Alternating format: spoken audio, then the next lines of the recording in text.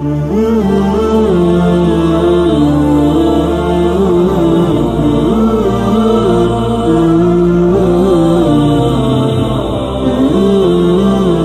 ہمارے اپنے ہی ہیں الحمدللہ. حضرت حکیم الامت حضرت تھامر رحمۃ اللہ علیہ فرمانے لگے انگریزی پڑھانے والے استاد نیک ان کی نیکی کا اثر بھی طلباء پر پڑتا ہے. یا میں جامع مدنیہ میں ظہر کی نماز پڑھ کے مسجد میں بیٹھا ہوا اسلام آباد سے ہمارے ایک نیک پروفیسر صاحب تشریف لائے. نماز پڑھی, نماز کے بعد نماز پڑھنے کے بعد ملاقات ہوئی. کہنے لگے میں اسلام آباد میں ایک یونیورسٹی میں انگریزی ادب کا پروفیسر ہوں. انگریزی ادب کا اب اس سے آپ اندازہ لگا رہے ان کو انگریزی کتنی آتی ہوگی. کہتا میں انگریزی ادب کا پروفیسر ہوں. اور پھر ایک ہی سوال کیا. کہنے لگے میں اسلام آباد سے آیا ہوں, بس میں اس لیے آیا ہوں کہ بس مجھے اللہ مل جائے, مجھے اللہ مل جائے. یہی سوال کہ میں اسلام آباد سے آیا ہوں کہ بس مجھے اللہ مل جائے, کہ مجھے کوئی ایسا راستہ بتلا دیں کہ جس سے اللہ مل جائے. الحمدللہ. تو ہر جگہ اللہ نے اپنے خوشی کے بہانے نیک اساتذہ سب جگہ. میں پشاور میں تھا, وہاں انجینئرنگ یونیورسٹی کے نیک اساتذہ آگے بیچارے کئی اساتذہ تھے, پروفیسر صاحبان بیچارے سب نے ایک ہی سوال کہتے ہمیں کوئی ایسا طریقہ بتلا دے کہ ہم اللہ تک پہنچ جائیں, اللہ تک پہنچ جائیں, یعنی ان کی خوشی میں آگے بڑھ جائیں. یہ محبت ہے ہر مسلمان کے سینے میں الحمدللہ. تو اللہ تعالیٰ بھائی اللہ ہمیں مجھے اندازہ ہے ہوتی ہیں چیزیں کچھ نہ کچھ. اللہ تعالیٰ اپنی مہربانی فرمائے. اللہ اپنی بارگاہ میں ان کو ہم نے سکھلانا ہے, بتلانا ہے. الحمدللہ یہ ذمہ ہماری ذمہ ہے اپنی چیزیں. الحمدللہ بس سکول کالج کے بچے کرتا رہتا ہوں. سکول کالج یونیورسٹی کی تعلیم بھی آخرت کی تعلیم بن جاتی ہے, بس نیت خدمت کی ہو اور صحبت نیک ہو. نیت خدمت کی ہو اور صحبت نیک, بس یہ نہیں. الحمدللہ اللہ تعالیٰ ان کو ہی محبت سے لینا ہے, ان بچوں کو بھی. الحمدللہ ہمارے حضرت مولانا احمد لاڈ صاحب علماء کے بیان فرمائے لگے ان بچوں کو اپنی گود میں لے لو ورنہ گودیں بہت ساری ہیں کسی اور میں جا کریں گے. الحمدللہ سکول کالج یونیورسٹی میں بھی ہمارے نیک اساتذہ ٹھنڈی ہوا ہے. میرے حرم کی سادہ مقات ملالیہ ہے, وہاں یہ کالج کے پرنسپل رہے, بس اب اس سے میں خالی ٹائر ہوا. الحمدللہ اللہ تعالیٰ اپنی مہربانی فرمائے, اللہ اپنی بارگاہ میں قبول فرمائے. الحمدللہ اللہ تعالیٰ اپنی بارگاہ میں قبول فرمائے. الحمدللہ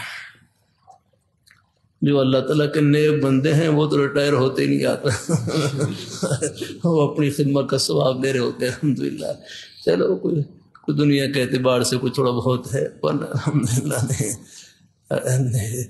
آپ دیکھ لیں جو حافظ قرآن ہے, کبھی آپ نے نہیں سنا ہوگا ریٹائر حافظ. اللہ تعالیٰ وہ ہمیشہ کے لیے الحمدللہ یہ آپ کو جنت کی ٹھنڈی ہوا میں پہنچائے گی. دولت ایسی ہے الحمدللہ. اللہ تعالیٰ قبول فرمائے ہیں تو سب بچے قبول الحمدللہ کی رحمت سے. میں نے حضرت مکی صاحب کو بٹھا لی, میں کہ میرے پاس ہی بیٹھو, یہ شربت ہیں دین کی باتیں. الحمدللہ اللہ تعالیٰ کرم فرمائے. میں بیمار پرسی کے زمانے میں بیچارے بڑے مہمان, یہ چارپائی پر ہی بڑے بزرگوں کی اللہ نے زیارت کروائی. الحمدللہ اللہ اپنی بارگاہ میں قبول فرمائے. اللہ تعالیٰ اپنی بارگاہ میں قبول فرمائے. ہمارے حضرت قاری حدیث صاحب مکات بنا لی ہے, چند دن پہلے تشریف لائے ہیں, تعزیے کے لیے بھی تشریف لائے. کچھ بیمار پرسی کے لیے بھی پہلے تو فون کیا تھا, لیکن پھر درمیان میں کچھ عوارض پیش آ گئے, پھر بیچارے تعزیے تو پھر دونوں چیزیں وہ کچھ تھوڑے چند منٹ بیٹھنے کے بعد تشریف لے جانے لگے.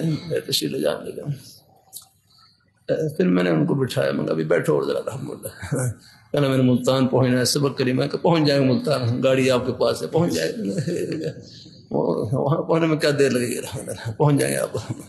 پھر ماشاءاللہ بیٹھ گئے. پھر فرمانے لگے مجھے بس وہ رہا حدیث شریف میں آتا ہے نا الیاد فواق الناقہ, یعنی یاد مختصر ہونی چاہیے, بس وہ کچھ اپنے ہم. میں کہ میں آپ کو سناتا ہوں, ایک بات سناتا ہوں. ہمارے بزرگ استاد حضرت مولانا نعیم الدین صادق مکاتم دارجہ مدنیہ کے اصحاب الحدیث وہاں بیمار پرسی کے لیے تشریف لائے. ان دنوں میں چارپائی سے بھی نہیں اٹھ سکتا تھا، تو چارپائی پر لیٹے لیٹے ہی چند واقعات سنا دیے. فرمانے لگے دارالعلوم دیوبند میں عظیم بزرگ صاحب گزرے حضرت مولانا میاں اسد حسین رحمہ اللہ تعالی، جو حضرت مفتی شفیع صاحب رحمۃ اللہ علیہ کے بھی استاد. حضرت بیمار تھے،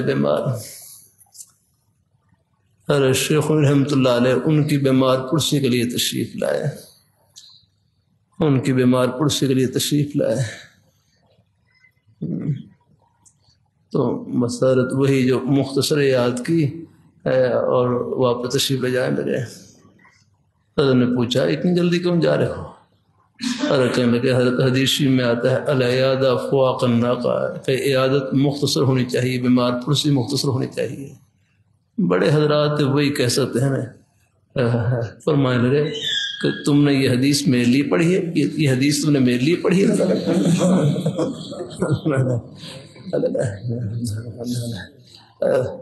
مقصد یہ تھا کہ بعض مہمان ایسے ہوتے ہیں ان کے پاس بیٹھنے سے مریض کا دل ٹھنڈا ہوتا ہے. الحمدللہ ان کی زیارت سے مریض کا دل ٹھنڈا ہوتا ہے.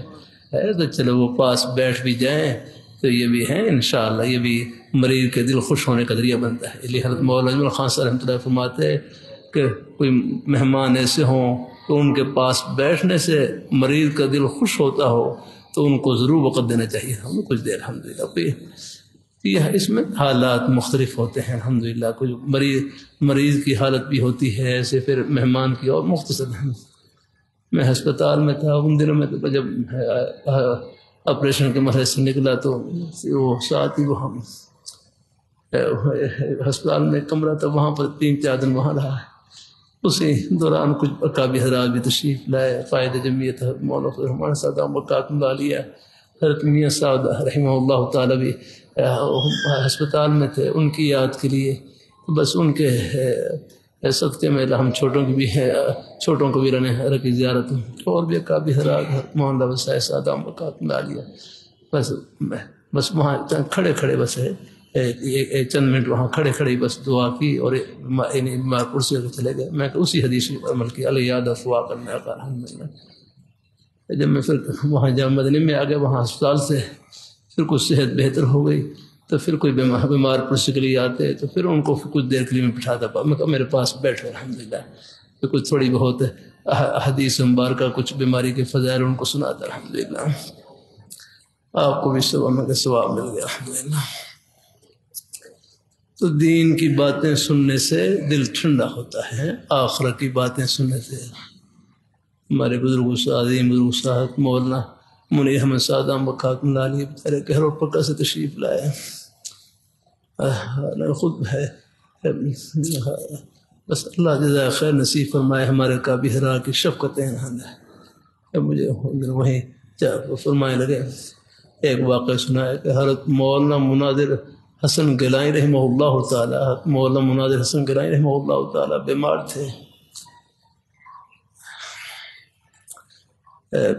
تھے تو چارپائی پر لیٹے ہوئے مرض الوفات، بس آخری وقت قریب ہی تھا. مرض الوفات میں چارپائی پر لیٹے ہوئے فرمانے لگے فرمانے لگے ہوگا تو وہی جو اللہ تعالیٰ کو منظور. بس یہ کہہ کے چارپائی سے کھڑے ہوئے اور کہنے لگے چلو سنت سمجھ کے دوا پی لیتے ہیں. بس دوائی پی اور چارپائی پر لیٹ گئے اور اوپر ہے چادر والا اوپر لے لی اور فرمانے لگے لو ہم تو چلے پر اتنا فرمایا اور روح پرواز کر گئی.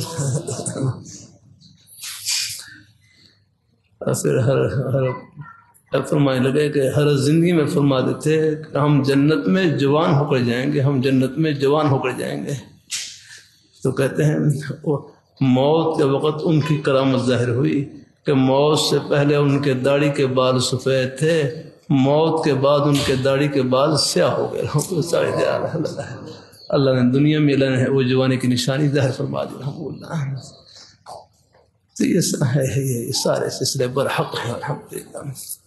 تو اللہ تعالیٰ سب کو قبول فرمائے ہیں. اللہ ہم سب کو اپنے نیک مجالس میں بیٹھتے رہا کریں. دین کی باتیں سننے سے دل ٹھنڈا ہوتا ہے، آخرت کی باتیں سننے سے دل کو حوصلہ ملتا ہے.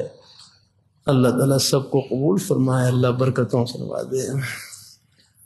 کے ساتھ اب اپنی جتنی خوشی کے ساتھ اب گنجائش ہو تو وقت میں پھر چند منٹ اور ورنہ پھر اچھا اللہ تعالیٰ کرم فرمائے. الحمدللہ. یہ تھوڑی سی میرا بات پورا کر لوں، سوال دعا بس انشاءاللہ.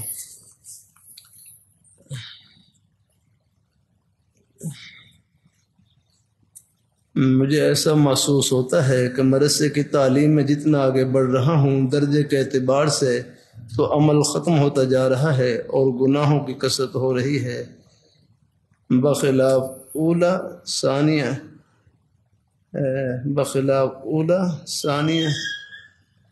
کہ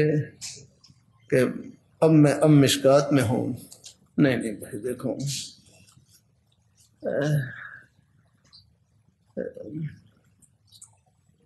اللہ اپنی مہربانی فرمائے. اللہ تعالیٰ دیکھو ہمارے حضرت مولانا عمر پالنپور صاحب رحمۃ اللہ علیہ سے کسی نے پوچھا کہ میرا نماز میں دل نہیں لگتا. بڑے حضرات فرمانے لگے بھائی نماز دل لگی کے لیے تھوڑی پڑھی جاتی ہے.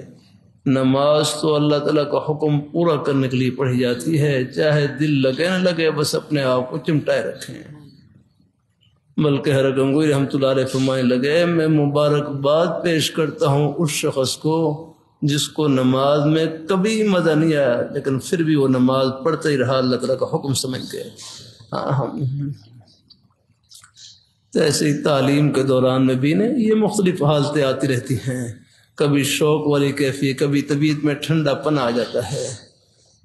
اللہ تعالیٰ اپنی مہربانی فرمائے. کہہ رہے ہیں گناہوں کی کثرت ہو رہی ہے. نہیں انشاءاللہ ایسا نہیں رحم اللہ. دیکھو میں اپنے حضرت کی مجلس میں جامع شفیع بیٹھا ہوا فرمانے لگے تھوڑے بہت گناہوں کے جھونکے خیالات وساوس آتے رہتے ہیں. تھوڑے بہت گناہوں کے جھونکے خیالات وساوس آتے رہتے ہیں. اور فرمانے لگے جب بھی گناہ کا خیال دل میں آئے اس کا علاج یہ ہے اپنے خیال کو نیکی کی طرف پھیر دیں. اپنے آپ کو کسی جائز کام میں لگا دیں، کسی نیک کام میں لگا دیں. جتنا مصروف اتنا ہی محفوظ وہ خیال آئے گا چلا جائے گا.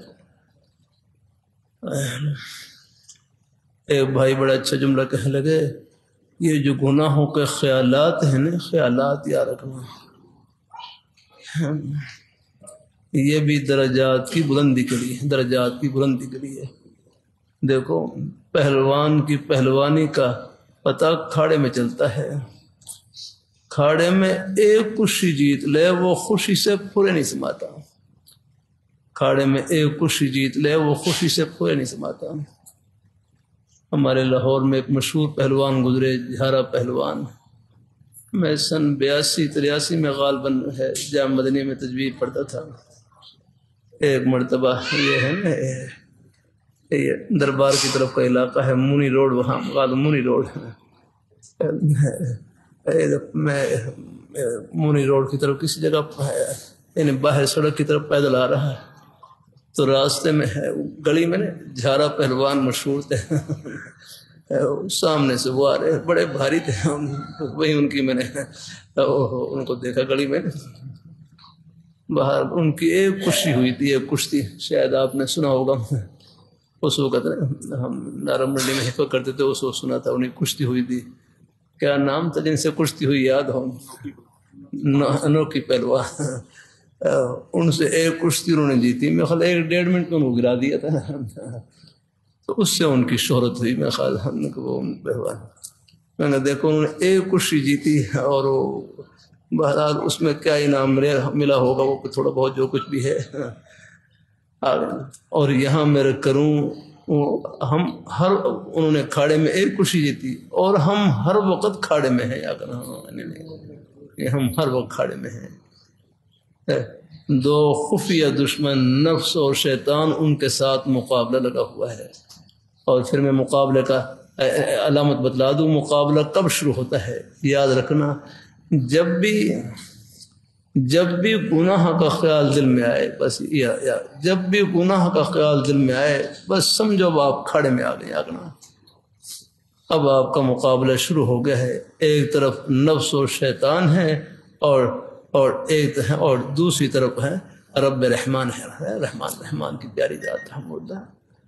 اب جتنی بار بھی آپ نفس اور شیطان کے غلط تقاضوں کو پامال کر کے اللہ میاں کو خوش کریں گے، آپ دن میں ایک نہیں ہزاروں خوشی جیتے ہیں الحمدللہ۔ اب رستے میں چل رہے ہیں، بس خیال آیا کہ میں فلاں جگہ غلط نظر ڈال لوں، لیکن فوراً دیکھا ہے، فوراً بس یہ سوچ لیا کہ میری ہر نظر پر میرے پیارے مولا کی نظر ہے، بس یہ سوچ کر اپنی نظروں کو چھپا لیا۔ پتہ نہیں کتنا آپ اللہ نے خوشی کے سمندر میں غوطہ لگایا الحمدللہ۔ جتنی بار بھی آپ غلط نظر سے بچیں گے، اور پتہ نہیں کتنے کام ایسے ہیں جہاں پر نفس و شیطان ابھاریں گے، لیکن آپ نے ان غلط تقاضوں کو پامال کیا، دن میں آپ ہزاروں خوشیاں جیت رہے ہیں، اور آخرت میں کیا انعام کے مستحق ہو رہے ہیں، یہ پردے آخرت میں اٹھیں گے۔ ہم راستے میں ہیں، دیکھو منزل نہیں ہے، راہ گزر ہے، یہ ہمارے بالوں کی سفیدی، یہ ہماری زندگی کی آخری سرحد ہے۔ ارے مکی صاحب بھی آپ دیکھ رہے بالکل ہمارے مجھ سے پہلے دل کا عرض پیش آیا نا۔ اللہ تعالیٰ اپنی مہربانی فرمائے، میں حاضر بھی ہوا، میں اسی لیے سے کہ میں زیارت کے بیمار پرسی کے لیے جاؤں، لیکن مجھے وہی پہنچ کر معلوم ہوا کہ عمرے کے لیے تشریف لے گئے۔ اللہ تعالیٰ اپنی مہربانی فرمائے، اللہ تعالیٰ اپنی بارگاہ میں قبول فرمائے، اللہ اپنی بارگاہ میں قبول فرمائے الحمدللہ۔ اللہ ہمارے نیک اساتذہ سب ٹھنڈی حوالت، اللہ تعالیٰ سب کو اچھا دعا، اچھا لکھا دعا ہوگی انشاءاللہ، اللہ کی رحمت سے دعا بڑی انشاءاللہ الحمدللہ۔ اچھا چلو، اللہ ہمارے بزرگوں کو ہیں بچوں کو اللہ خوشیوں سے بھرائی رکھے الحمدللہ۔ اگر کہیں پہنچنا ہوگا میرا خیال ہے کہاں پر، کس رائے سے؟ رائے تو میں نے بھی جانا ہے، اللہ مجھ سے پہلے پہنچنا ہے آپ نے، اللہ تعالیٰ رائے تو میں نے بھی پہنچنا ہے انشاءاللہ۔ چلو گنجائش آپ ہیں، اگر کوئی آگے پہنچنا ہے پھر انشاءاللہ اجازت ہے الحمدللہ، اجازت ہے ٹھیک ہے انشاءاللہ الحمدللہ۔ چلو بہرحال کوئی مجبوری ہو پھر تو الگ بات ہے، ورنہ اگر کوئی الحمدللہ ہے۔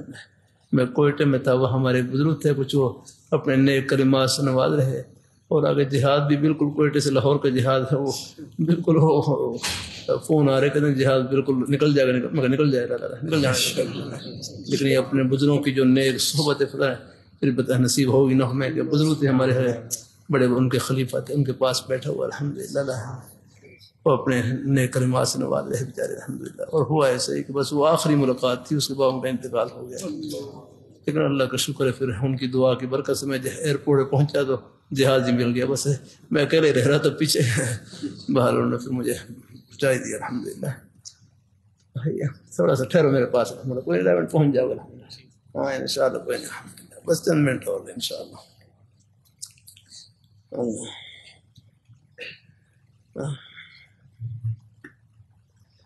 برکت نیک مزہ، میں بھائی خود نہیں بول رہا، یہ بھی اللہ نے اپنی رحمت سے بٹھا دیا الحمدللہ۔ لہٰذا حکیم الامت حضرت تھانوی رحمۃ اللہ فرمانے لگے، واعظ و نصیحت کرنے والے سے کوئی مجلس میں خیر کا جملہ نکل جائے اس کو اپنا کمال نہ سمجھے، بلکہ سامعین کی توجہ کا اپنے بزرگوں کی دعاؤں کا صدقہ سمجھے الحمدللہ۔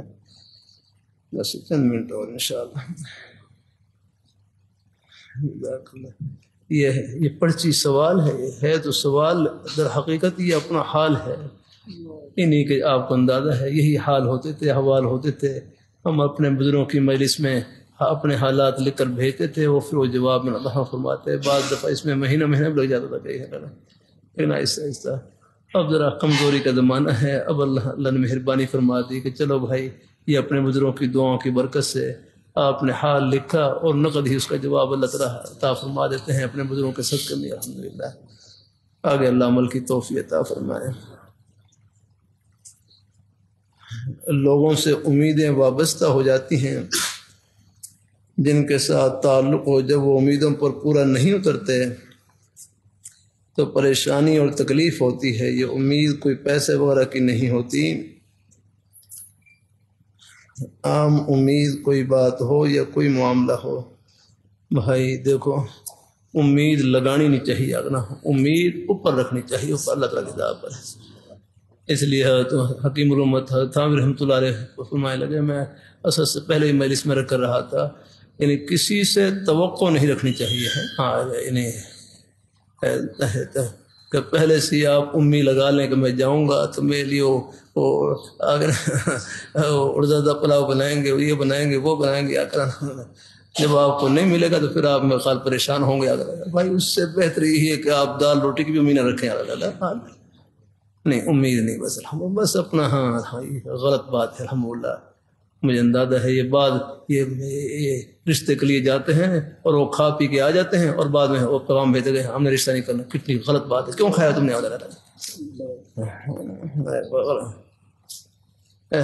بڑی غلط بات ہوتی ہے الحمدللہ۔ رسم و رواج میں پتہ نہیں کتنا اجاڑا کر لیتے ہیں اپنا۔ اللہ تعالیٰ اپنی مہربانی فرمایا ہے، دین میں تو بڑی ان الدین یسر، بخاری شریف میں دین میں تو بڑی آسانی ہے۔ ما جعل علیکم فی الدین من حرج، اللہ یہ فرما رہے دین میں تنگی نہیں ہے۔ حکیم فرمانے لگے دین میں تنگی نہیں، ہمارے رسم و رواج میں تنگی ہے۔ دین میں تو بڑی آسانی آ گئی، اللہ اپنی بارگاہ میں قبول فرمائے الحمدللہ۔ چلو کوئی تھوڑی بہت چیز بس، لیکن زیادہ بڑھیں گے بالکل نہ بھائی۔ اللہ تعالیٰ اپنی مہربانی فرمائے، اللہ تعالیٰ اپنی مہربانی فرمائے، اللہ تعالیٰ اپنی بارگاہ مقبول فرمائے۔ تو بہرحال امید صرف اللہ پاک کی ذات پر ہے، اور تاہم باقی کوئی محبت سے پیش آ جائے، کوئی خدمت کر دے تو چلو اس کو بھی اللہ تعالیٰ کا انعام سمجھے۔ اگر خود اپنی حیثیت نہ بنائے گا کہ انہوں نے میرے ساتھ یہ نہیں کیا، یہ نہیں کیا، پانی بھی نہیں پلایا، فلاں نہیں پلایا، بھائی یہ نل کے لگے ہوں وہاں سے بھی نہ جاتا آپ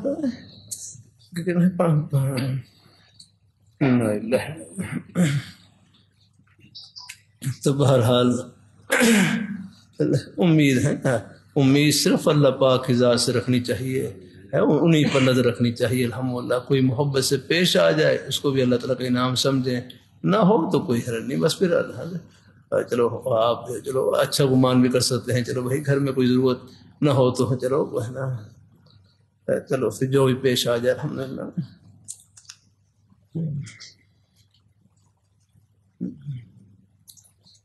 ارے جھوٹ بولنے کی عادت ختم نہیں ہو رہی، جس کی وجہ سے نقصان اٹھانا پڑتا ہے۔ چلو بھائی یہ جو اپنی اصلاح کی فکر ہے یہ بھی اللہ کا انعام ہے۔ چلو غلطی ہو گئی، کوشش کیا کریں کہ بولنے سے پہلے سوچنے کی مشق، ہاں میں کر رہا ہوں، اللہ کرتا رہتا ہوں، اللہ تعالیٰ کی توفیق سے۔ یہ زبان ہے نا، یہ نیکیوں کی مشین ہے، مشین۔ اس سے اللہ تعالیٰ کا ذکر اور قرآن پاک کی تلاوت، نیک بول اس سے بولیں، یہ نیکیوں کی مشین چل رہی ہے۔ ہاں بلکہ جھوٹ کے بارے میں آتا ہے نا، کہتے جب آدمی جھوٹ بولتا ہے اس کی منہ سے ایسی بدبو نکلتی ہے کہ جو اللہ تعالیٰ کی رحمت کے فرشتے قریب ہوتے ہیں وہ دور چلے جاتے ہیں۔ ہاں بچنا چاہیے اللہ تعالیٰ۔ کوئی غلطی ہو جائے آئندہ معافی مانگ لیں، پھر بھی کوئی بھول ہو جائے پھر معافی مانگے، معافی مانگتے رہے اللہ تعالیٰ سے۔ تو بہرحال بولنے سے پہلے سوچنے کی مشق الحمدللہ۔ بندے کے ماموں کے ہاں بچہ نہیں ہو رہا، اللہ پاک ان کو نیک صالح اولاد نصیب فرمائے۔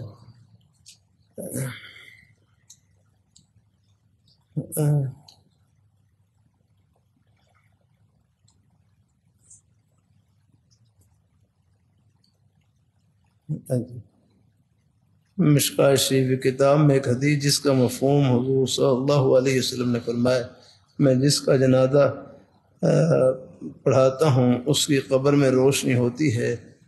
اب آپ صلی اللہ علیہ وسلم نہیں ہیں، اب قبر کو روشن کرنے کا کیا طریقہ ہے؟ بس بھائی وہ آپ کے پیارے نورانی طریقے ہیں، ان پر عمل کریں، انشاءاللہ روشنی روشنی الحمدللہ ہے۔ جو آپ کے پیارے نورانی طریقے ہیں وہ سب نور سے بھرے ہوئے ہیں، روشنی سے بھرے ہوئے ہیں الحمدللہ۔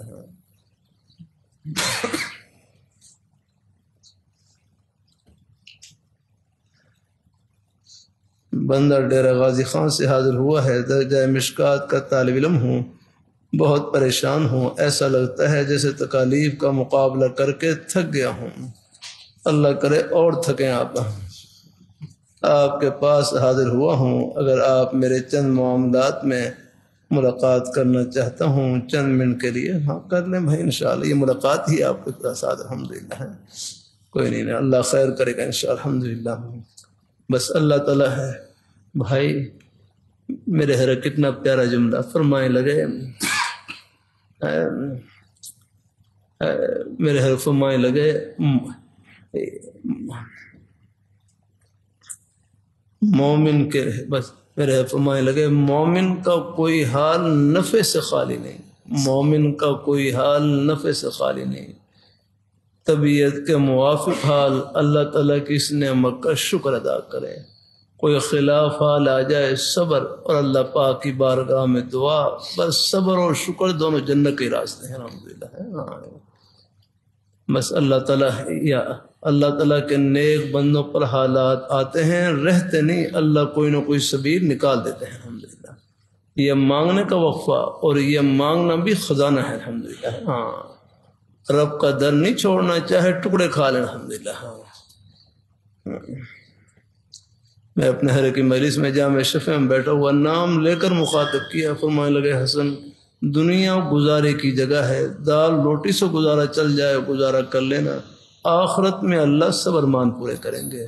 اللہ ہمارے بزرگوں کو، بھائیوں کو، بچوں کو، سب کو اللہ رزق حلال وافر نصیب فرمائے۔ ہاں باقی طالب علم ہیں آپ تو، ہاں ہمارے چبڑ جی والے بزرگ استاد تھے حضرت مولانا قاضی ضیاء اللہ صاحب رحمہ اللہ تعالیٰ، یہی 1911 کی پیدائشی، اسامہ کی 1911 کی پیدائشی، اور 1915 میں ان کے والد صاحب کا انتقال ہو گیا۔ وہ حضرت شیخ رحمۃ اللہ علیہ کے شاگرد تھے اور انتقال حضرت شیخ رحمۃ اللہ علیہ سے پہلے ہوا، بچپن میں یتیم ہو گئے، ابھی 3 سال کی عمر تھی کہ والد صاحب کا سایہ سر سے اٹھ گیا۔ لیکن پھر والد صاحب جو کہ عالم دین تھے، دارالعلوم دیوبند کے فاضل تھے، کہتے میں جب تھوڑا سا جب بڑا ہوا، کچھ اور سنبھالنے قابل ہوا، تو میری والدہ صاحب نے اپنے والد صاحب کی کتابیں دکھائیں، میرے والد صاحب کی کتابیں دکھائی، فرمایا یہ آپ کے والد صاحب کی کتابیں ہیں، جب تک ان کو پڑھنے کے قابل نہ ہو جاؤ گھر آپ نے واپس نہیں آنا ہے۔ پھر دہلی کہتے ہیں، پھر یہاں بھی پڑھا، ان علاقوں میں پڑھا، اس کو پاکستان بنا ہو نہیں تھا، پاکستان بننے سے پہلے کی بات، پھر دہلی پڑھنے کے لیے گئے، پڑھنے کے لیے وہاں 7 سال وہاں پر پڑھا، اور پھر جامع صدیقیہ دہلی میں ہے مدرسہ تھا، وہاں سے پھر دورہ حدیث کر کے پھر واپس لوٹ گئے الحمدللہ۔ تو پھر فرمائے تھے لِكُلِّ شَيْءٍ آفَةٌ وَلِلْعِلْمِ آفَاتٌ، مد کے ساتھ پڑھتے ہیں، مد کہ لِكُلِّ شَيْءٍ آفَةٌ وَلِلْعِلْمِ آفَاتٌ، اس کو مد کے ساتھ کہتے رہا، میں کہ ہر شے کے لیے ایک آفت، ایک مصیبت، فرمائے علم کے لیے، علم دین حاصل کرنے کے لیے بہت سی آفات ہیں، بہت سی مصیبتیں آتی ہیں، آفات آتی ہیں، لیکن بس ان میں صبر اور شکر کے ساتھ آپ یہ گھڑیاں گزار لی، پھر جنت کی ٹھنڈی ہوائیں استقبال کے لیے کھڑی ہیں الحمدللہ، اور پھر یہاں بھی اللہ پاک اپنی رحمت سے نوازے گا۔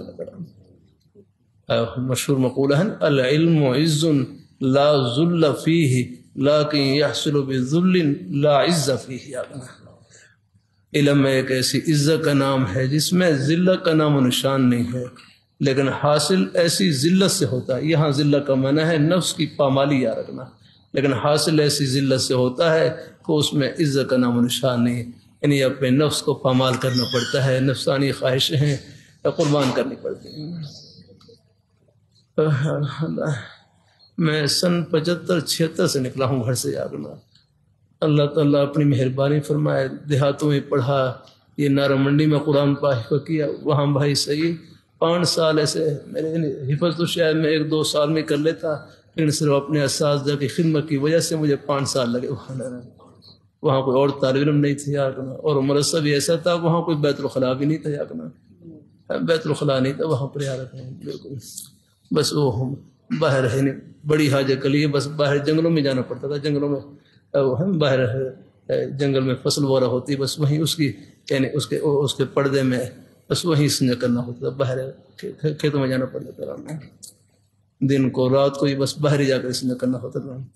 آپ کچھ انہیں کوئی چھوٹا استنجا کرنا ہو تو اس کے لیے کچھ ہوتی تھی، ورنہ باہر مجھے یاد نہیں پڑتا کہ زمانے میں یہ جو آپ کی ہوتی ہے نا غسل والی، یہ کیا ہے، کیا کہتے ہیں، غسل والا صابن جو ہے، یہ تو بس ایک مہینے میں بس ایک ہمارے حاجی یعقوب صاحب ہے، بس وہ ایک صابن کی ایک ٹکیا دیتے تھے، ایک ٹکیا، اسی سے اپنے بس کپڑے بھی دھوتے، اسی سے غسل کرتے، کوئی تھوڑا بہت مہینے میں بس وہی استعمال کرنی ہوتی تھی۔ اپنا کھانا بھی گھروں میں لگا ہوتا تھا، مدرسے میں کوئی بورچی کا بندوبست بھی نہیں تھا، میں ایک ہی طالب علم تھا، زیادہ میرا کھانا بھی 2 گھروں میں لگا ہوا ہے، پھر اپنے اساتذہ کھانا بھی گھر سے لے کر آتے ہیں۔ یہ ساری گھڑیاں، یہ میں نارمن اپنے نانا جی کے ہاں پڑھتا، وہاں پر بھی اپنے استاد سے ان کی بکریاں بھی چرائی ہیں الحمدللہ۔ یہ سر پر میں خال ہے، یہ چارہ وارہ کاٹ کر میں اپنے سر پر لے کر آتا تھا، وہ بھینسوں کے لیے چارہ وہ گزر گیا۔ یہ ساری چیزیں گزرتی ہیں۔ بہرحال اللہ سے عافیت مانگنی چاہیے، کوئی مجاہدہ آ جائے اس کو میں کروں بس ہے، اس کو بھی اللہ تعالیٰ کی رضا کے لیے بس اس کو بھی ہے انشاءاللہ۔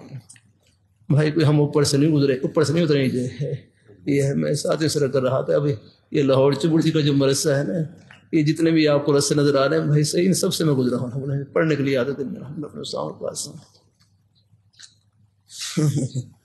میں کبھی کبھی ساتھی کہتے پاکستان کا دل لاہور ہے، لاہور کا دل چبڑجی ہے، اور چبڑجی کا دل ہمارا مدرسہ محمد ہے۔ بالکل وہ جہاز کے کنارے پر لگتا ہے اس کا ساتھ۔ پہلے کوئی ساتھی پوچھتے کہ مدرسے کا پتہ، میں کہ بھائی وہ جو ہوائی جہاز کڑا ہے چبڑجی میں، اس کا ایک پر لگتا ہے ہمارے مدرسے کے ساتھ، بس وہاں پہنچ جائے، نشانی ذرا واضح ہونی چاہیے نا۔ پھر ساتھی وہ جہاز کا لفظ سن کر آسانی ہو جاتی، کہ بھائی وہ تو بالکل ٹھیک ہے۔ تو بہرحال ہے، اس راستے میں کوئی اگر حالات کوئی مجاہدہ آ جائیں تو اس کو بھی خندہ پیشانی سے قبول کریں الحمدللہ۔ ہاں اللہ خیر کرے، بس یہ بھائی کیا وقت ہو رہا ہے بھائی، چلو اللہ تعالیٰ کرم فرمائے۔ اس میں چند منٹ جلدی سے میں انشاءاللہ ختم کر کے پھر انشاءاللہ دعا کرتے ہیں۔ بس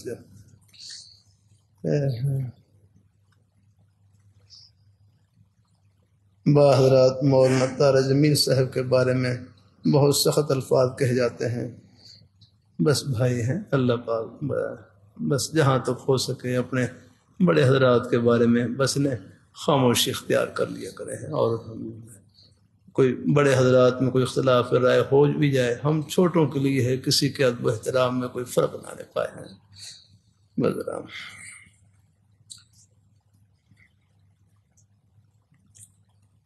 ہم 3 طلباء کو قصیدہ توبہ پڑھنے کی اجازت دے دیں۔ ٹھیک ہے، جنہوں نے پرچی لکھی ہے اجازت ہے۔ نماز میں دھیان نہیں ہوتا اور قرآن پاک پڑھنے کی کوشش کرتا ہوں لیکن پڑھا نہیں جاتا، نماز میں دھیان نہیں ہوتا۔ بھائی میرے حضرت فرمائے لگے نماز کی 2 صفتیں ہیں، خشوع خضوع سے نماز پڑھنا۔ خشوع کا مطلب ہے توجہ سے نماز پڑھنا، دھیان سے، یہ خشوع دل کی صفت ہے، اور خضوع اعضاء کی صفت ہے، نماز میں عز و انکساری کا اظہار کرنا۔ لیکن غیر اختیاری طور پر خیالات اور وساوس کا آنا، اس سے نماز کے خشوع میں دھیان میں کوئی فرق نہیں پڑتا۔ جب دھیان آ جائے متوجہ ہو جائے بس۔ بلکہ میرے حضرت فرمانے لگے نماز میں سرسری توجہ بھی کافی ہوتی ہے، نماز میں سرسری توجہ بھی کافی ہوتی ہے، زیادہ دماغ پر زور دینے کی ضرورت نہیں آگنا، کہیں دماغ پر اثر نہ ہو جائے۔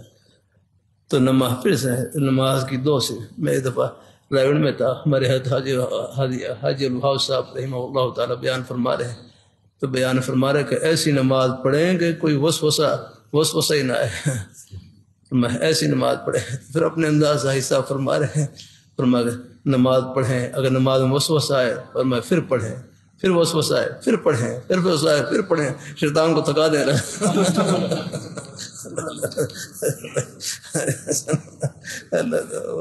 رائی صاحب اپنے مبارک انداز سے، اللہ تعالیٰ تیرا بڑوں کے اپنے مبارک انداز۔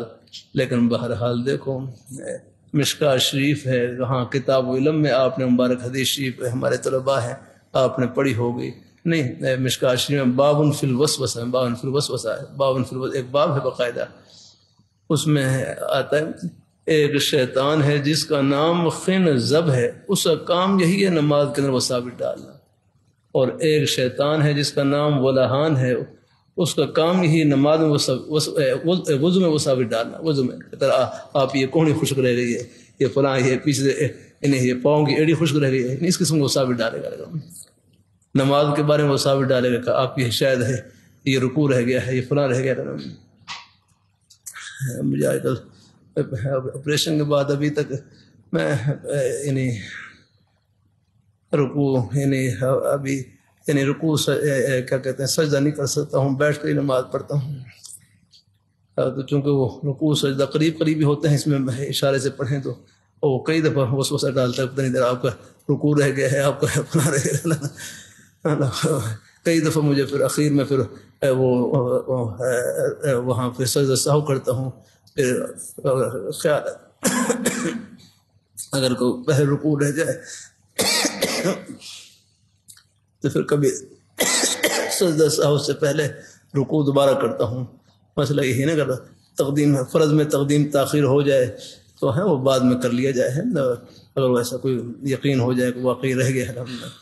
ہاں یقین نہ ہو پھر تو خیر نہیں, لیکن بعد وہ شیطان ایسا وسوڑ ڈالتا جیسے رہ گیا پھر احتیاطاً پھر ایسا کرتا ہوں. سجدہ سہو سے پہلے رکوع کر لیتا ہوں, اور کوئی رکوع رہ گیا ہے یا کوئی سجدہ رہ گیا ہے وہ کر کے سجدہ تلاوت ہے. کبھی 2 سجدے کرنے ہوتے ہیں, اگر کوئی سجدہ رہ گیا اور سجدے کے بارے میں صبح پھر 3 کر لیتا ہوں. پہلے کر لیں ان میں ایک سجدہ جو ہے اب کر لیا, پھر بعد میں 2 سجدہ سہو کر لیا, اس سے پھر چلو وہ تلافی ہو جاتی ہے الحمدللہ. تو یہ شیطان مساوٹ ڈالتا ہے. ہاں ان سے ہم بچ ہی نہیں سکتے الحمدللہ. ہائی صاحب اپنا مبارک انداز تھا, لیکن اصل تو یہ ہے کہ ان سے بچے نہیں جا سکتا. نماز میں خیالات کا لانا منع ہے, خود بخود آ جائے ان کی پرواہ نہ کریں, چاہے پوری نماز میں آتے رہیں. میں نے لانے کی مثال بھی دی تھی نا, پہلے دیتا رہتا ہوں کہ ایک امام صاحب عشاء کی نماز پڑھائی, بھول گئے کہ میں نے 3 رکعتیں پڑھی ہیں, یہ 4 ہیں. اب مقتدی سے پوچھا کہ 3 پڑھی ہیں 4, وہ بھی کہیں پہنچے ہوئے تیار ان کو ہی معلوم نہیں کہ 3 پڑھی ہیں 4. اللہ تعالیٰ اپنی مہربانی کو. ایک مودی کہنے لگا نہیں آپ نے 3 پڑھی ہیں 3. ان سے پوچھا آپ کو اتنے یقین سے کیسے معلوم ہوا؟ کہنے لگا کہ میری 4 دکانیں ہیں 4 میں ہر رکعت میں 1 دکان کا حساب کرتا ہوں, آج 3 کا کیا, 1 کا باقی ابھی. اللہ تعالیٰ مہربان. تو بھائی اس قسم کا اگر حساب و کتاب نماز میں شروع کریں وہ تو پھر بھائی نماز نہیں رہے گی. ہاں لانا منع ہے بھائی, صحیح طرح خیال رکھنا, ایسے حساب نہیں کرنا. لانا منع ہے, خود بخود آ جائے اس کی پرواہ نہ کریں. وہ تو آنے ہی, آپ دکان سے آپ نکل کر آئے ہیں, آخر کوئی نہ کوئی گاہ کا خیال تو آئے گا. لانا منع ہے, قسم یاد رکھنا ہے. خود بخود تھوڑا بہت تو آ ہی جاتا ہے خیال ہے, اس سے کوئی نماز میں فرق نہیں پڑتا ہے. تو بہرحال نماز میں خیالات کا لانا منع ہے, خود بخود آ جائے اس کی پرواہ نہ کریں, چاہے پوری نماز میں آتے رہیں. اللہ تعالیٰ اپنی مہربانی فرمائے الحمدللہ. تو نماز کی 2 صفتیں ہیں, خشوع و خضوع سے نماز پڑھنا, توجہ سے دھیان سے نماز پڑھنا. خضوع کا مطلب نماز میں عز و انکساری کا اظہار کرنا, ظاہری طور پر بھی شکل عز و انکساری والے ہو, لیکن غیر اختیاری طور پر خیالات و ثابت آ جائیں, اس سے نماز کے خشوع میں دھیان میں کوئی فرق نہیں پڑتا. بچے بہت نافرمان ہیں, ماں باپ دونوں کے ساتھ بدتمیزی کرتے ہیں, دعا فرمائیں اللہ نیک بنائیں. دیکھو ہمارے حضرت سید نفیس الحسین شاہ صاحب رحمۃ اللہ علیہ ہمارے ایک مزنگ کے بزرگ ہیں, مجھے انہوں نے خود بدلایا. میں نے کہنے لگا کہ میں نے حضرت شاہ صاحب سے رکھی کہ حضرت شاہ صاحب میرا بیٹا ایسا ہے نافرمان, آپ دعا کریں. حضرت شاہ صاحب فرمانے لگے میں تو دعا کرتا ہوں لیکن تم بد دعا نہ کرنا, تم بھی ان بچوں کے حق میں دعائیں خیر کرتے رہنا. والدین کی دعائیں, بزرگوں کی دعائیں رنگ لائیں گے انشاءاللہ. ہمارے حضرت شیخ حدیث صاحب مولانا مجید الرحمن صاحب فرمانے لگے بچہ کتنا ہی نافرمان کیوں نہ ہو آگے نے, لیکن گھر میں بیٹا ہی جا سکتا ہے, کوئی اور نہیں جا سکتا. الحمد للہ آپ دیکھ لیں پھر بھی بھائی چلو ایک چلو ہے اور نہیں. اور ایک بھائی کہنے لگے میرا بچہ پڑھائی میں نہیں چل رہا، پڑھائی میں نہیں چل رہا. دوسرے بھائی کہنے لگے زمین پہ تو چل رہا ہے نا، زمین پہ تو چل رہا ہے نا، کہیں نہ کہیں چل رہا ہے وہ یاد رہا. مقصد یہ ہے کہ چلو ان مقصد یہ ہے کہ بچے میں چلو اگر ایک کمی ہے تو اس میں ہزاروں خوبیاں بھی ہیں الحمدللہ. ہاں الحمدللہ. بس ان کے حق میں دعائیں خیر کرتے رہنا ہے. والدین کی دعائیں، بزرگوں کی دعائیں رنگ لائیں گی. ان کے حال کو نہ دیکھیں بس، اور کوشش کریں نیک صحبت میں بچوں کو نیک ماحول میں رکھنے کی، لانے کی. الحمدللہ ہے.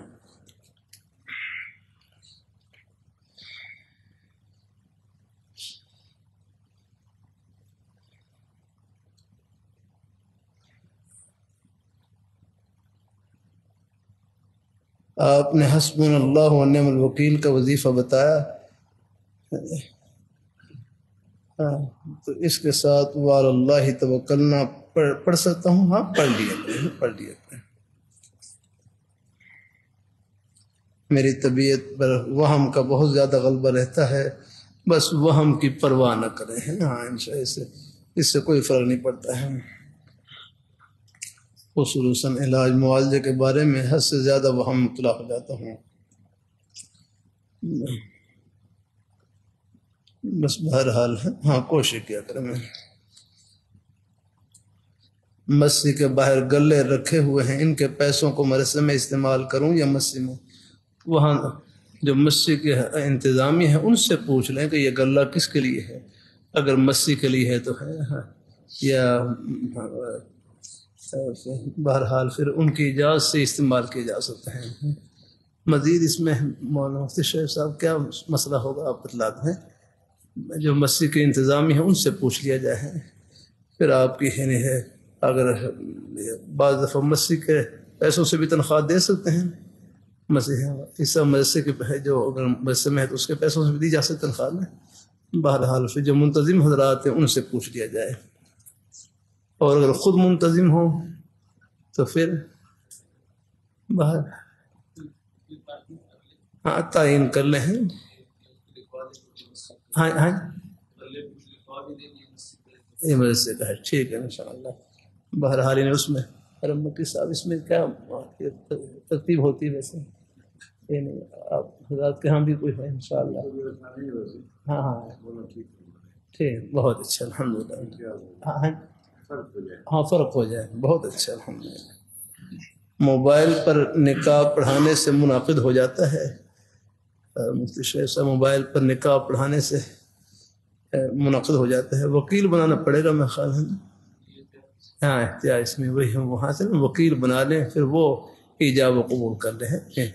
نکاح یعنی موبائل پر سیکھے کہ وہاں سے وہ جہاں بھی ہیں اگر باہر بیرون ملک ہیں تو وہ اپنا وکیل بنا لے ہیں، جو ان کی طرف سے ایجاب و قبول کر لے اپنا. اگر بندے کے پاس 10,000 روپے ہیں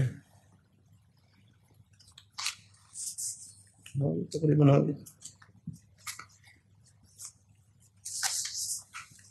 آپ یزید کے بارے میں کیا رائے ہے؟ آپ کی یزید کے بارے میں کیا رائے ہے؟ وہ کیسا آدمی تھا؟ دیکھو ہمارے دارالعلوم دیوبند کے محترم حضرت مولانا قاری طیب صاحب رحمۃ اللہ علیہ کی آخری کتاب اکابر علماء دیوبند کا دینی رخ اور مسلکی مزاج، اس میں لکھا ہوا ہے کہ یزید فاسق فاجر تھا. یزید فاسق فاجر تھا یاد نہیں. لیکن یہ دیکھو یعنی لیکن یزید کے فسق و فجور کی وجہ سے حضرت امیر معاویہ رضی اللہ تعالیٰ عنہ جو ان کے والد گرامی ہیں ان کی شان میں ایک ذرے کا فرق نہیں ہے. اور امیر معاویہ رضی اللہ تعالیٰ عنہ وہ صحابی رسول ہیں، کاتب وحی ہیں، ہدایت کے آسمان پر روشن ستارے ہیں.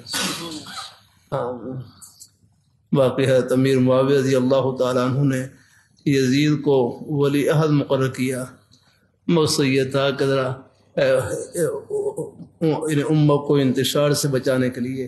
پھر یزید ہمارے عظیم بزرگ سہرا علامہ عبدالستار صاحب فرماتے کہ یزید کے فسق و فجور کے وہ حالات جو بعد میں پیش آئے وہ حضرت امیر معاویہ رضی اللہ تعالیٰ کے سامنے نہیں تھے، کیونکہ عالم الغیب تو اللہ تعالیٰ کی ذات ہے، یہ بعد میں پیش آئے.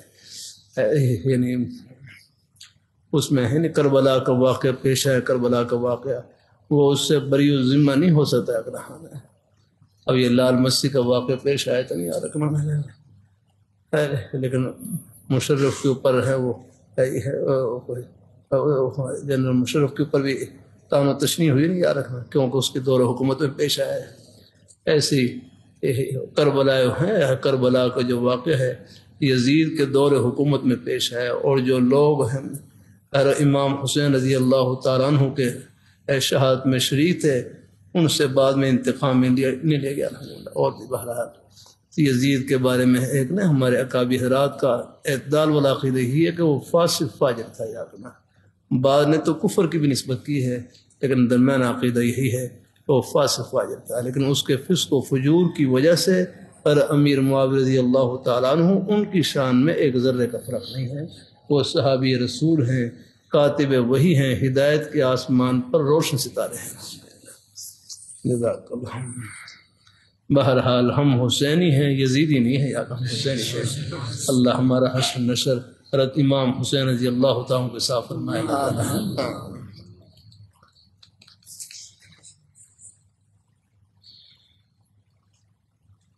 ہر حسن رضی اللہ تعالیٰ تاریخ کون سی کتاب میں ہے اس کا ذکر؟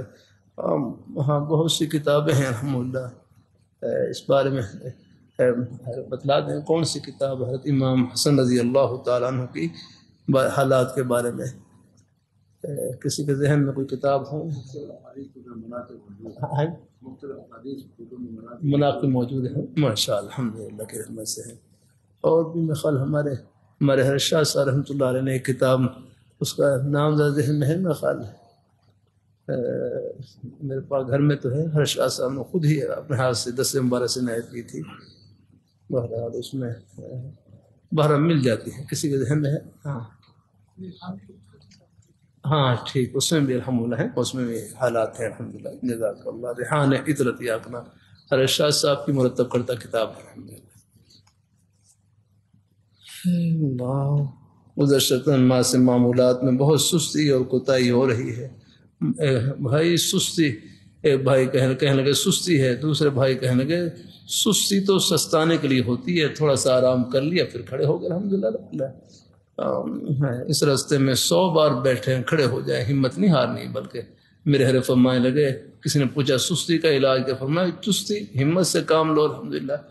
ہاں کوئی تھکاوٹ کی وجہ سے کوئی سستی ہے تو آرام کر لیا گیا، آرام بس جب آرام کرے کھڑے ہو جائے پھر الحمدللہ پھر لگ جائے تلاوت قرآن، تسبیحات، نوافل میں بار بار کوشش کرتا ہوں، پابندی نہیں ہوتا بھائی۔ نفلی اعمال جتنی ہمت ہو کر لیا کریں، ہمارے ہاں تو بھائی ذکر کوئی مشکل نہیں، ایک مرتبہ سب کہہ لیں سبحان اللہ، بڑا ذکر شروع ہو گیا، اس میں کیا دیر لگی الحمدللہ۔ اور یہ کتنی بڑی کمائی کی آپ نے، بمشکل 1 سیکنڈ لگا، سب نے اللہ تعالیٰ کا پیارا نام لیا، یہ 1 سیکنڈ میں کتنی بڑی کمائی کی۔ لاہور، پشاور، کراچی نہیں، روس، امریکہ، چائنا نہیں، پوری دنیا کی دولتوں سے، خزانوں سے، شاہی محلات سے، سونے چاندی ہیرے جواہرات کے خزانوں سے بڑھ کر آپ نے کمائی کی۔ یہ اس پیاری ذات کا نام لیا جو ان خزانوں کی مالک ہے الحمدللہ۔ اب آپ دیکھ لیں، رات کو اندھیرا ہے نا، ہم نے کتنے بلب جلا رکھے ہیں، پھر بھی گھر میں اجالا اور گلی میں اندھیرا، جنگل میں اور اندھیرا، اور اللہ میاں کا صبح ایک ہی بلب نکلے گا اور پورے جہان کو روشن کر دے گا الحمدللہ۔ ایسا کوئی بلب جلا سکتا ہے؟ اور یہ جو بلب جل رہے ہیں یہ بھی اللہ تعالیٰ کی عطا ہے، یہ بجلی سے جل رہے ہیں، بجلی اگر پانی سے بنتی ہے، پانی اللہ تعالیٰ کی عطا ہے، تیل سے بنتی ہے، تیل اللہ تعالیٰ کی عطا ہے، کوئلے سے بنتی ہے، کوئلہ اللہ تعالیٰ کی عطا ہے، سولر کی بتی آفتاب کی روشنی سے بنتی ہے، آفتاب کی روشنی بھی اللہ تعالیٰ کی عطا ہے۔ پاکستان اور ہندوستان کا جو جھگڑا پانی کا ہی جھگڑا ہے نہیں، حالانکہ یہ ساری نعمتیں اللہ تعالیٰ کی عطا ہے سب الحمدللہ۔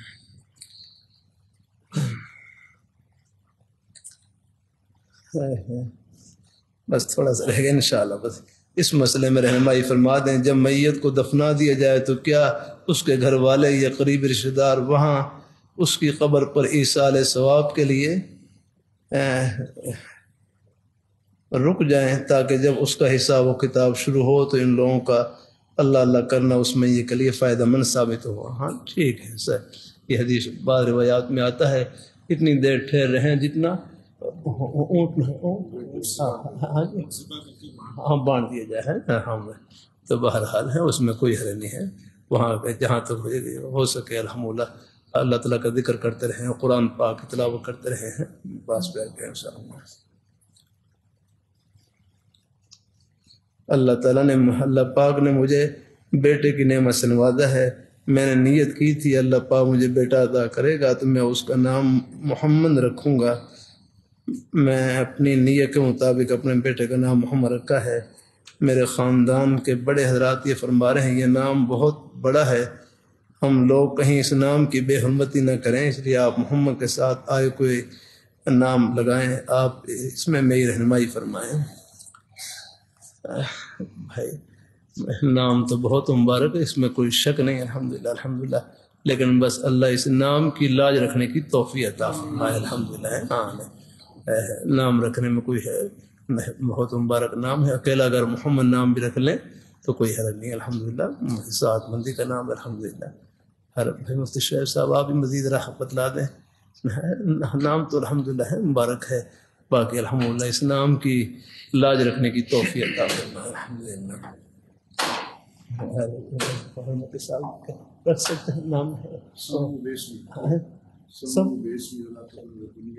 ماشاء اللہ ماشاء اللہ. ہاں فرما رہے ہیں سمو بسمی ولا کنیت, الحمدللہ میرے نام کے ساتھ نام رکھیں الحمدللہ.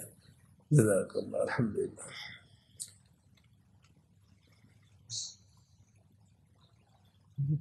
ہاں یہ جو نام لینے والے ہیں ان کو پھر احتیاط کرنی چاہیے, کوئی ایسا نامناسب ہے کلمہ استعمال نہ کریں الحمدللہ. ہاں انہیں سے مبارک نام کی ہے لاج رکھیں, اس کی عظمت کے پاس رکھیں. تقریباً ہو ہی گیا الحمدللہ. اگر بندے کے پاس 10,000 روپے ہیں اور وہ حرام کے ہیں, اگر اس کو کسی موبائل یا موٹر سائیکل پر لگائیں, وہ پیسے کمائے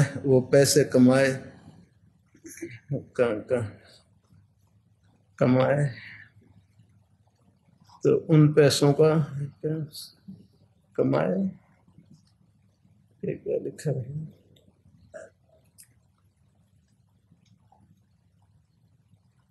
کوئی لفظ مجھے سمجھ نہیں آ رہا. اگر بندے کے پاس 10,000 روپے ہیں اور وہ حرام کے ہیں, اگر اس کو کسی موبائل یا موٹر سائیکل پر لگائے اور وہ پیسے کمائے,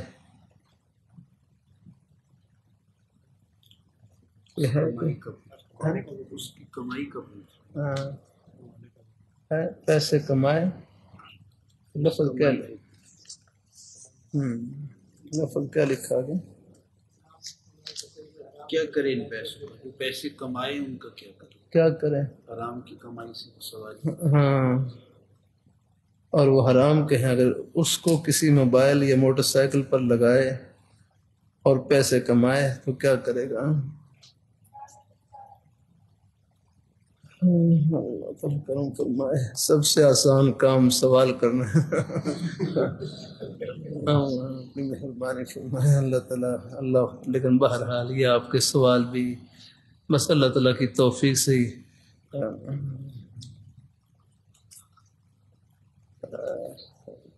اگر اس کو کسی موبائل یا موٹر سائیکل پر لگائے, ہم اچھا موبائل سے کماتے ہیں یا موٹر سائیکل پر لگائے اور وہ پیسے, بہرحال دیکھو اگر خود غریب ہے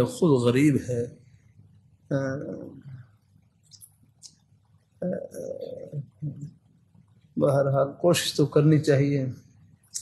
اللہ تعالیٰ پہلے ایک مسئلہ اور کر دوں, فقہاء نے لکھا ہے اگر کسی کی کمائی غیر شرعی ہو, یعنی کسی کا کاروبار غیر شرعی ہو تو اس کو فوراً نہ چھوڑے, کہیں فوراً چھوڑنے کی وجہ سے فقر میں مبتلا ہو جائے اور فقر کفر تک پہنچا دیتا ہے. بس ناگواری کے ساتھ اس کو کرتا رہے اور اللہ تعالیٰ سے توفیق مانگتا رہے.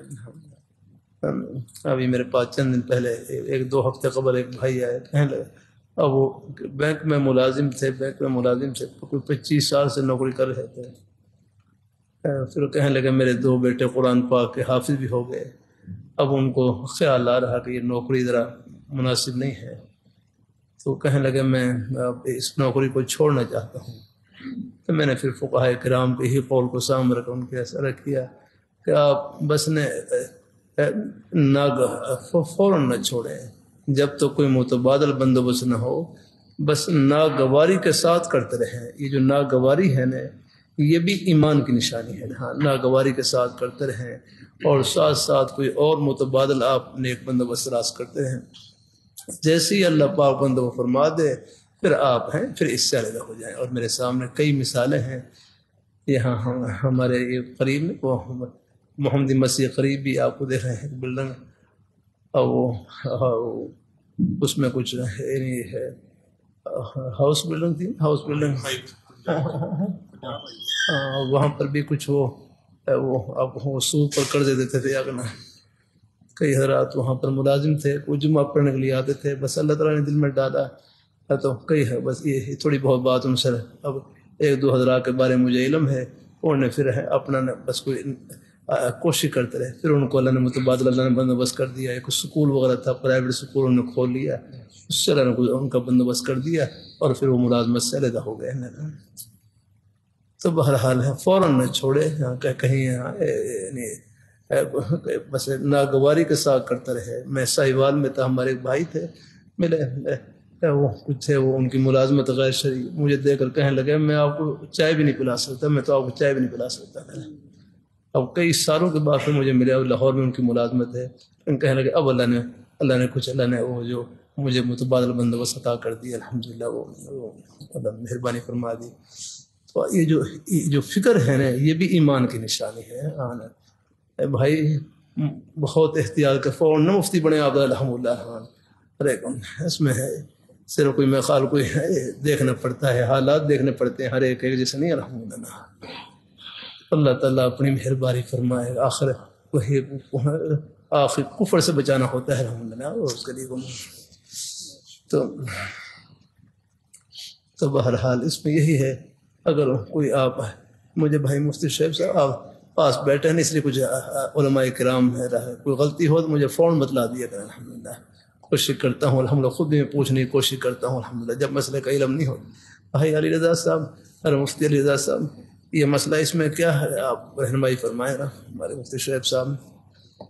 اگر بندے کے پاس 10,000 روپے ہیں اور وہ حرام کے ہیں، اگر اس کو کسی موبائل یا موٹر سائیکل پر لگائیں اور وہ پیسے کمائے تو کیا کرے ان پیسوں کا؟ تو یہی ہے بحال ہے کہ اگر غریب ہے تو خود استعمال کر سکتا ہے، اور اگر سوال کا مقصد یہ ہے کہ موٹر سائیکل پہ کچھ پیسے کچھ تو جائز ہے، کچھ نام پیسے اس میں خلط ہو گئے، اب اس موٹر سائیکل پہ جیسے چلایا چلایا کچھ آمدنی کرتا ہوتا ہے، بجائے اس میں سے کچھ آمدنی سکتا کرتے تھوڑی سی گرام کے بعد استعمال باقی استعمال کرنے ہیں۔ ٹھیک ہے، الحمدللہ جزاک اللہ، بہت اچھا الحمدللہ۔ اگر وہ کوئی خود غریب ہو تو کسی درجے میں کر سکتا ہے استعمال، بہتر ہے الحمدللہ۔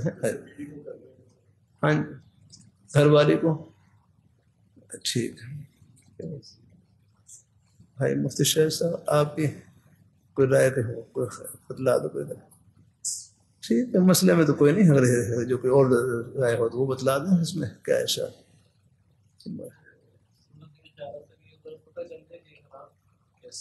ہاں یہ مزید اس کی تفصیل ذرا بھائی جو پرچے لکھنے والے ہیں، ہاں ہمارے مفتی شعیب صاحب، مفتی علی رضا صاحب ہیں، ان سے ذرا مل کر اور مزید ذرا وضاحت کر لیں۔ ہاں باقی میرے حضرت کا جو فرمائے لگے، اگر اللہ تعالیٰ اپنی مہربانی فرمائے ہیں کوئی تو اس میں کوئی ایسی آمدنی ہے کہ جو ہے اس کے بارے میں ہے شبہ ہے یا ہے غلط قسم کی آمدنی ہے، یا کوئی یقین ہے کہ یہ ٹھیک نہیں ہے آمدنی، یا کوئی شبہ کے درجے میں ہے، تو یہ تھا کہ بغیر ثواب کی نیت سے اس کو صدقہ خیرات کر دیں، اس میں ثواب کی نیت نہ ہو اور کوئی غریب کے اوپر صدقہ کر دیا کرنا ہے۔ مزید اگر تفصیل کوئی اور ہو تو پھر ہمارے نیک مفتیان کرام موجود ہیں، ان سے پوچھ رہے ہیں۔ تقریباً ہو ہی گیا الحمدللہ ہے، ماشاء اللہ بھائی، اللہ اکبر۔ چلو بھائی، کیا اللہ، اذان کے دوران میں بھی دینی بات جاری ہو تو جاری رکھنے کی گنجائش ہے، لیکن کر بھی لوں تو بھائی کوئی ہے سوال نہ کرنا میرے اوپر۔ ہاں، ہمارے جامع شفیہ میں ہمارے ہر شیخ موسیٰ رحمۃ اللہ علیہ ترمذی کے سب پڑھا رہے ہوتے، جامع شفیہ میں اذان ہوتی تو ہر سبق جاری رکھتے ہیں، لیکن بطور تعلیم کے میں نے کہا چلو میں بیان روک کر بطور تعلیم کے ہم اذان کا جواب دے دیتے ہیں انشاءاللہ۔ اب سب جواب دے رہے ہیں۔ جامع شفیہ میں حضرت شاہ کی محمد رحمۃ اللہ علیہ بیان فرما رہے، مغرب کی اذان شروع ہو گئی، حضرت نے بیان جاری رکھا اور بیان ختم کرنے کے بعد فرمایا اب آپ اکٹھا جواب دے رہے ہیں۔ چلو بھائی اب اکٹھا جواب دے دیتے ہیں۔ اللہ اکبر، اللہ اکبر، اللہ اکبر، اللہ اکبر، اشہد ان لا الہ الا اللہ، اشہد ان لا الہ الا اللہ، اشہد ان محمد رسول اللہ، اشہد ان محمد رسول اللہ، لا حول ولا قوة الا باللہ، لا حول ولا قوة الا باللہ، لا حول ولا قوة الا باللہ، اللہ اکبر، اللہ اکبر، لا الہ الا اللہ۔ اب دعا پڑھ لیں، درود شریف پڑھ کے نماز والا درود شریف پڑھ سکتے ہیں، ورنہ اذان والا مختصر درود شریف پڑھ سکتے ہیں۔ اللہم صلی علی محمد وعلی آل محمد وبارک وسلم۔ اب دعا پڑھ لیں، اللہم رب هذه الدعوة التامة والصلاة القائمة وآت محمدا الوسيلة والفضيلة وابعثه مقام محمود الذي وعدت انك لا تخلف الميعاد۔ ہمارے خیر مفتی رفیع عثمانی صاحب رحمۃ اللہ علیہ جامع عبداللہ بن عمر میں عشاء کی اذان ہوئی تو بہرحال اذان کا جواب دیا اور دعا درود شریف کے بعد دعا پڑھی تو اس میں یہ الفاظ ہی پڑھے والدرجۃ الرفیع۔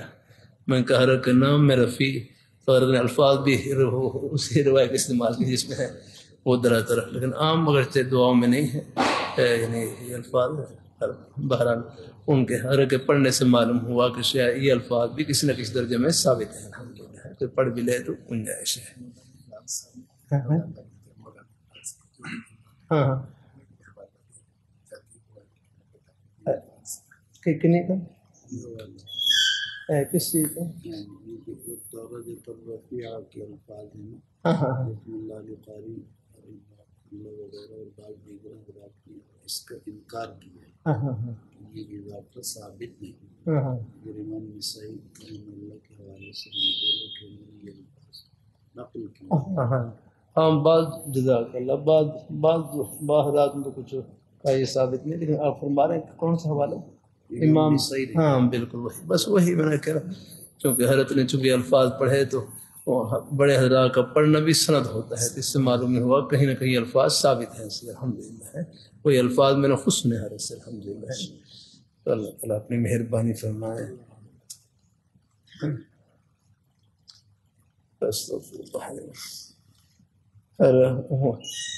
حضور صلی اللہ علیہ وسلم ہر ام المومنین ہر عائشہ رضی اللہ تعالیٰ عنہا سے زیادہ محبت کرتے تھے، ان کے کمالات کی وجہ سے، خوبیوں کی وجہ سے۔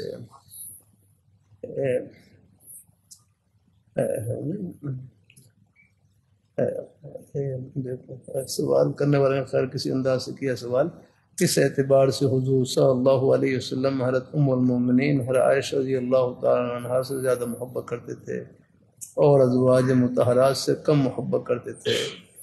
حسن و جمال کی وجہ سے، یا باقرہ ہونے کی وجہ سے، یا علم ہونے کی وجہ سے؟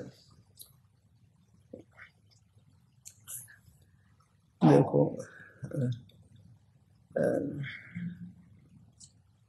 اللہ اپنی مہربانی فرمائے، مضمون ذرا سے سوال کرنے والے بھائی دھیان سے سمجھ رہا ہے۔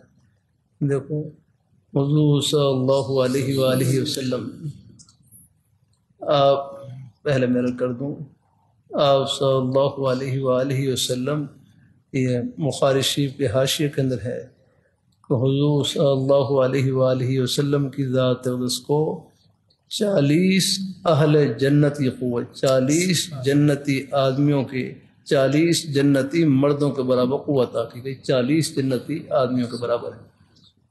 اور ایک جنتی آدمی کو دنیا کے 100 مردوں کے برابر قوت عطا کی گئی، کی جائے، دنیا کے 100 مردوں کے برابر ہے۔ اس اعتبار سے آپ صلی اللہ علیہ وسلم کو کتنی طاقت عطا کی گئی ہے؟ دنیا کے 4000 مردوں کے برابر قوت عطا کی گئی، دنیا کے 4000 مردوں کے برابر قوت عطا کی گئی۔ اور اس اعتبار سے، اور ایک مرد کے لیے کتنی عورتوں کے ساتھ نکاح کرنے کی اجازت ہے؟ 4۔ اس اعتبار سے آپ صلی اللہ علیہ وسلم کو کتنی عورتوں کے ساتھ نکاح کرنے کی طاقت تھی؟ 16000 عورتوں کے ساتھ نکاح کرنے کی طاقت تھی۔ لیکن قربان جائیں آپ کی عفت اور پاک دامنی پر، سبحان اللہ، کہ اتنی قوت ہونے کے باوجود قربان جائیں آپ کی عفت اور پاک دامنی پر کہ 25 سال کی عمر شریف میں آپ نے نکاح فرمایا۔ ہر ام المومنین ہر خدیجہ رضی اللہ تعالیٰ عنہ کے ساتھ نکاح فرمایا، جو ایک قول میں ان کی عمر 40 سال تھی اور ایک قول میں 45 سال تھی، یعنی آپ کی ذات اقدس سے یعنی 15 یا 20 سال بڑی تھی عمر میں، اور 2 خاوندوں سے کے بعد دیگر بیوہ تھی۔ آپ نے پوری اپنی مبارک جوانی کا زمانہ ان کے ساتھ گزار دیا، تو 28 سال تقریباً گزارے، 28 سال یاد رہنا۔ ان کے ہوتے ہوئے کسی اور نے کوئی اور نکاح نہیں کیا نا۔ ان کی وفات کے بعد پھر آپ صلی اللہ علیہ وسلم نے متعدد نکاح فرمائے، آگے اللہ تعالیٰ کے حکم سے فرمایا، اور ان میں بہت سی مصلحتیں تھیں۔ ان میں سے ایک مصلحت نقل دین کو امت تک پہنچانا۔ کہتے ہیں ہر ام المومنین ہر عائشہ رضی اللہ تعالیٰ عنہ، ان کے نکاح میں اللہ تعالیٰ نے اتنی برکت عطا فرمائی، اتنی برکت عطا فرمائی کہ میرے حضرت فرمانے لگے دین کے 3 حصے ہیں اور 2 حصے امت تک پہنچانے والی ہر ام المومنین ہر عائشہ رضی اللہ تعالیٰ عنہ۔ ان کی ان خوبیوں کی وجہ سے، ان کمالات کی وجہ سے اللہ تعالیٰ اپنی مہربانی فرمائے۔ میں ساتھیوں سے کرتا رہتا ہوں کبھی وہاں سبق میں، بھائی صحیح چلو سنائی دوں، میری 4 گھر والی ہیں، 4 گھر والی ہیں۔ چلو واپس یہ سوال آپ نے کر لیا تو میرا سنا رہا ہوں، تھوڑا سا واقعہ۔ 4 گھر والی ہیں، یہ 11 سال پہلے کی بات ہے، 11 سال پہلے۔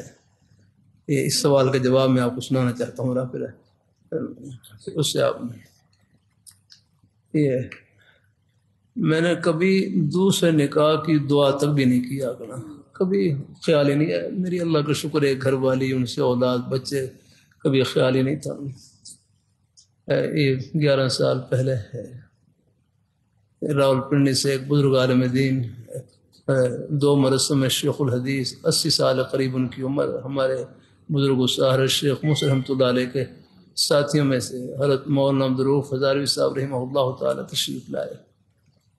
وہاں راولپنڈی سے بس کے ذریعے بیچارے آئے اور وہاں جامع مدنیہ پہنچے۔ میں حویلی کے باہر تھا، وہاں ملنے کے بعد کہنے لگے میں نے آپ سے علیحدہ بات کرنی، کمرے میں علیحدہ بات کرنی ہے۔ میں ان کو کمرے میں لے گیا، بٹھایا ان کو، باہر سلام کرنے کے بعد خیر خیریت معلوم کی۔ پھر کہنے لگے کہ ایک بزرگ خاندان کی بیٹی ہیں، بزرگ خاندان سے ایک بیٹی ہیں، وہ آپ سے نسبت کے لیے نکاح کرنا چاہتی ہیں، تو آپ استخارہ کر لیں، مشورہ کر لیں۔ میں نے ان کے سامنے تو کچھ نہیں کہا، لیکن دل میں کہا میں نے مشورہ بھی کر لیا، استخارہ بھی کر لیا۔ وہ تو کوئی ارادہ ہو تو پھر ہوتا نا استخارہ، استخارہ مشورہ کر لیا۔ بہر بس میں ادب سے ان کو پھر محبت سے پھر ان کو بٹھایا اور پھر رخصت کیا، چلے واپس تشریف لے گئے۔ پھر میں رمضان میں بھائی کتب علی میرے ساتھ ہوتے ہیں، ان کو میں نے کہا آپ ٹیلی فون کے ذریعے ہر کو پیغام دے دیں کہ میں نہیں کر سکتا نکاح، میری اس میں اپنے ایک گھر والی ہے، بڑی مشکل سے جمعرات کی شام کو ان کے پاس جاتا ہوں جمعے کے لیے، پھر یہاں واپس پہنچتا ہوں. میں ان کی یعنی جو حق کی ادائیگی ہے وہی بڑی مشکل سے کرتا ہوں، تو میں اور کیسے سنبھالوں گا سلسلہ. بہرحال میں نے یعنی مہارت کر لی. بہرحال اب مجھے پھر بقرعید کے موقع پر غالباً وہی بقرعید کے موقع پر میں حج کے سفر سے واپسی ہوئی، تو پھر دیکھا دوبارہ پھر وہی بزرگ تشریف لائے. غالباً سال کے بعد جو بقرعید کا ہے سال گزر گیا، پھر دوبارہ وہی بزرگ تشریف لائے، اور ساتھ میرے جو سسر صاحب ہیں وہ بھی ہیں. اور میں وہی حویلی کے باہر پھر دوبارہ ملاقات ہوئی. کہنے لگے میں نے آپ سے علیحدگی میں بات کرنی. پھر میں ان کو کمرے میں لے آئے. پھر بہر سلام کے بعد ہے یعنی خیر خرید کے بعد کہنے لگے کہ ایک بزرگ خاندان کی بیٹی ہے، وہ آپ سے نسبت کے لیے نکاح کرنا چاہتی ہے، آپ ہاں کر لیں تو آپ کو فائدہ ہوگا. اس دفعہ پھر میں نے پوچھ لیا کہ وہ کون سے بزرگ ہیں جن کے خاندان کی بیٹی ہے. پھر فرمانے لگے حضرت نذر الرحمان سادام وقات ملالی ہے، جو رائیونڈ میں ہمارے مرکز کے امیر ہیں الحمدللہ، ان کی پوتی ہیں. بہرحال جب حضرت کا نام لیا تو پھر میں سر جھکا لیا. میں کہا چلو آپ حضرت سے مشورہ کر لیں. بعد میں پھر جمعرات کی شام تھی گھر چلا گیا. اگلے دن پھر جمعے کے لیے یہاں پر حاضر ہوا. شام کو چنیوٹ میں جگہ وقت دے رکھا تھا، وہاں اگلے دن میں سرگودے وقت دے رکھا تھا. تو میں عشاء کی نماز کے بعد جلسے سے فارغ ہونے کے بعد سرگودہ جا رہا تو رستے میں فون آ گیا کہ حضرت سے مشورہ کر لیا ہے اور حضرت نے اجازت دے دی ہے، خوشی کا اظہار کیا. اب آپ بتلائیں کہ آپ نے راول پنڈی کب آنا ہے. دیکھو یہ جانے ملا. میں کہا میرا راول پنڈی کا تو کوئی سفر نہیں. کل میں نے بھی کانفرنس میں قاضی میر حسین صاحب رحمۃ اللہ علیہ چکوال والے ان کے بستی میں وہاں کانفرنس ہے، وہاں میں نے پہنچنا ہے. چلو کچھ آپ سفر کر لیں کچھ میں. تو یہ بلکسر انٹرچینج ہے چکوال قریب میں، وہاں پر ایک وقت طے ہو گیا. بحال وہ حضرات بھی تشریف لے رحمہ اللہ، مولانا عبدالرحمن صاحب اور میرے سسر صاحب وہ گاڑی چلا رہے. بس وہیں وہاں سے وہ دودھ بھی لے کر آ گئے تھرموس میں. وہیں گاڑی میں بیٹھ کر ہی مجھے پیچھے بٹھا لیا اور میرے ساتھ بھائی عزیز اللہ تھے، اور وہیں گاڑی میں نکاح پڑھا دیا. 5,000 روپے حق مہر مقرر ہوا الحمدللہ. 5,000 میں نکاح ہو گیا. آپ سب بہرحال یہ ایسی پھر میرے حضرت ہیں جامع شفیع شیخ الحدیث، ان کے گھر میں کچھ پریشانی تھی اور وہ خاتون تھی. 2 خامدوں سے یہ کے بعد دیگرے ان کو علیحدگی ہوئی، اور ان کے 5 بچے تھے یاد نہ، ان کو سہارے کی ضرورت تھی. تو بہرحال پھر میرے حضرت کے بیٹے ہیں مولانا عبدالرحمن صاحب، انہوں نے مشورہ کیا کہ اگر وہ سہارے کے لیے نکاح کر لیں، حضرت تو دوسرے نکاح کی بھی اجازت نہیں دیتے. تو حضرت نے سر جھکایا اور کچھ مراقبہ کیا اور پھر فرمایا کہ ٹھیک ہے اجازت ہے، چلو وہ سہارے کے لیے نکاح کرنا چاہتے ہیں. تو اللہ کا شکر ہے. پھر یہیں الحمدللہ ان کے بھائی آ گئے اور میرے گھر والے کے ہیں، اور یہیں حدیث شریف کے سبق کے دوران ہی نکاح ہو گیا الحمدللہ. 5,000 روپے حق مہر مقرر ہوا. پھر یہ 3 نکاح ہو گئے. چوتھا پھر ہمارے حضرت بھائی مولانا سید شاہ صاحب ہیں، سادات میں سے ہیں. ان کو جب معلوم ہوا ان کی ہمشیہ صاحبہ تھی، ان کو بھی خاوند سے علیحدگی ہوئی تھی، تو مجھ سے کہنے لگے تشریف لائے. یہاں پڑھتے بھی رہے کہ آپ نے 2 بزرگوں کی نسبت کا لاج رکھی ہے، تو ہم سادات میں سے ہیں، ہماری نسبت کا بھی خیال رکھیں. میں نے ان سے کافی کہا کہ آپ سادات میں سے ہیں، آپ کوئی اور اپنے خاندان میں، لیکن وہ مصر تھے کہ چلو. بہرحال پھر میں نے وہاں بھی ہاں کر لی. اور پھر سرگودہ جگہ میں بات چیت کے لیے جا رہا تو وہاں پھر شام یعنی 1 مہینے کے بعد یہ طے ہوا. تو پھر وہ وہاں عشاء کی نماز کے بعد وہاں گھر پر حاضری ہوئی، اور وہیں الحمدللہ اور بھائی مولانا سید شاہ صاحب نے نکاح پڑھا دیا الحمدللہ. وہاں پھر 10,000 روپے حق مہر مقرر ہوا. اس یہ 20,000 میں 3 نکاح ہو گیا الحمدللہ. یہ جو میں نے واقعہ سنا ہے، یہ میں نے دیکھو میں ان واقعات کو سنانے کا مقصد یہ ہے کہ آپ صلی اللہ علیہ وسلم کی آپ کی امت میں سے ایک میں ادنا سا غلام جس کی کوئی حیثیت نہیں ہے آگے، ہاں آپ کوئی ذرے کی بھی حیثیت نہیں ہے. یعنی ہمارا یہ میں اپنے دل کا حال بتلا رہا ہوں کہ بالکل کوئی ہے یعنی دوسرے نکاح کی کوئی چاہت نہیں، کوئی ارادہ نہیں آگے، لیکن کچھ حالات ایسے بن گئے آگے. تو آپ صلی اللہ علیہ وسلم آپ سے بڑھ کر کون سی پیاری ہستی ہے؟ آپ کے دل میں میں کروں سوائے امت کی بھلائی کے آگے ازواج مطہرات کی خیر خواہی کے اور کوئی غرض ہی نہیں تھی الحمدللہ۔ آپ نے جو نکاح فرمائے صرف امت کی بھلائی کے لیے آگنا ہے، جس میں نبی نے کہا نقل دین کو امت تک پہنچانا ہے۔ ام المؤمنین عائشہ رضی اللہ تعالیٰ عنہا حسن و جمال میں تو اور ازواج مطہرات بھی تھی۔ آپ کے سامنے کیا ہے؟ وہ تو مشرکین مکہ نے کہا نا کہ آپ ہے ہم آپ کے لیے عرب میں کوئی لالچ دی تو انہوں نے کہا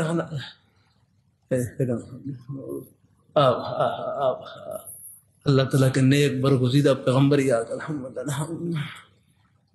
اللہ تعالیٰ اپنی مہربانی فرمائے ہیں ہمیشہ بالکل ہے۔ ہر آپ صلی اللہ علیہ وسلم کی جو متعدد نکاح فرمائے سوائے امت کی بھلائی کے اور کوئی غرض نہیں کیا گیا۔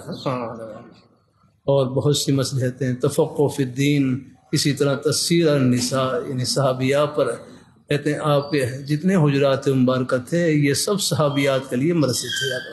جب بھی کسی مسئلے کی ضرورت پیش آتی امہات المومنین میں سے کسی ایک حجرے میں مبارکہ میں تشریف لے جاتی اور وہاں جا کر مسئلہ دریافت کر لیتی۔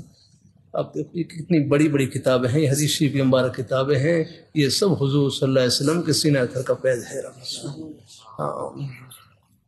نقل محاسن خفیہ کہتے ہیں حضور کے جو گھر میں حجرات مبارکہ میں جو کمالات ظاہر ہوتے تھے وہ کمالات آگے نا وہ امہات المومنین ازواج مطہرات کے ذریعے امت تک پہنچے ہیں۔ یہ سب غرض ہے یار۔ ہاں یار بھائی کوئی بار ذہن میں آ گئی۔ ہاں بالکل یہ دل کو تما ہے۔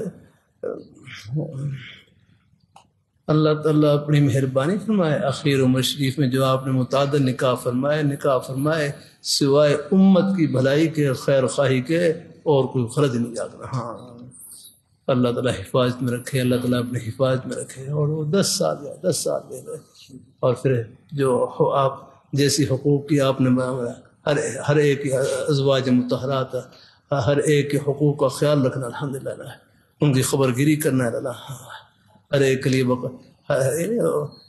باری مقرر تھی۔ اگرچہ آپ پر باری فرض نہیں تھی لیکن اس کے باوجود آپ سب کی باری کا خیال رکھتے تھے الحمدللہ۔